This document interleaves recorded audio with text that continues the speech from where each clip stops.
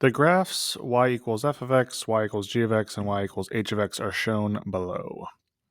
Far below are the graphs of the reciprocal of two of the functions, expressed as a of x and b of x in terms of one of the functions above. Okay, so basically what I'm going to look at here is I will take a look at the first one here, f of x, in purple here. If I were to take the reciprocal of that, I would see that I'd have a vertical asymptote there at -1 and a vertical asymptote at 3. And so I already know that these two don't match up because I have 3 vertical asymptotes instead of just 2.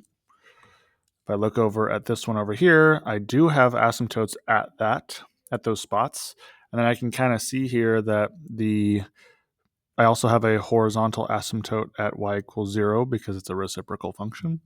I see that in this kind of section here, my values are positive, whereas in these two sections, my values are negative, and that matches with this here, positive, I can see them above the x-axis, and then negative, I see them below the x-axis. So I know that b of x here, I'll do this in purple, b of x is equal to the reciprocal function of f of x, or 1 over f of x. The second one here, I will do in orange. I know that there's going to be, and again, because it's the reciprocal function, an asymptote, a horizontal asymptote at 0, then a vertical asymptote at -4, and also looks like -1 and +3. So this one does have that, -4. Ooh, there's not an asymptote at -1 though. So I already know this one doesn't fit just because of the asymptotes.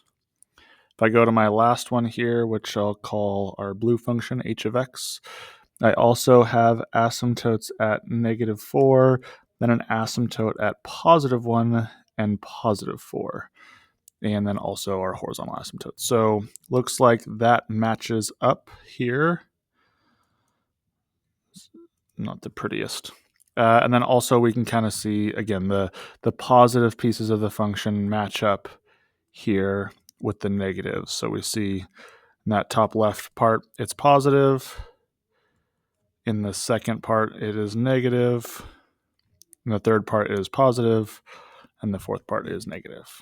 So this one here in blue, we're saying that a of x is equal to the reciprocal of h of x, or 1 over h of x. Sketch the reciprocal function of the one that was not used. So in orange here, again, I got to erase some stuff to kind of see. So let's do this. Again, this is going to be a very rough sketch. So -4 here, and then -1, and then positive, what is that, +3 it looks like. So -4, -1, and 3. And then I know I have a horizontal asymptote at 0.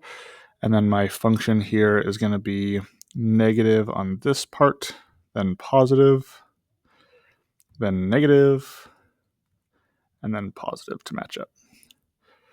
So again, just because in red here I have my negative pieces, and in green here I have my positive pieces. And so there's my really rough and ugly sketch of the reciprocal of g of x. So we'll say, I don't know, c of x equals 1 over g of x.